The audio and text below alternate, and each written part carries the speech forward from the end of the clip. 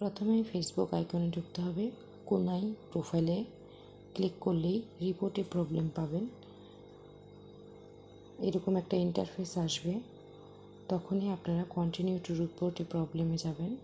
তো এইভাবে করে আমার যদি পেজের প্রোফাইলের প্রবলেম হয়, তো আমি এইভাবে করে প্রোফাইল সিলেক্ট করে এই জায়গাটাতে আসব।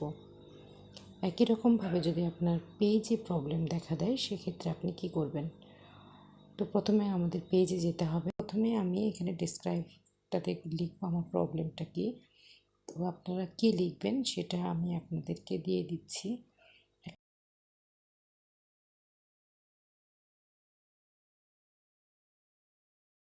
সেন্ড রিপোর্টে ক্লিক করলাম। এখন আমার ফাইনালাইজিং হচ্ছে, মানে রিপোর্টটা প্লেস করা হয়ে গিয়েছে।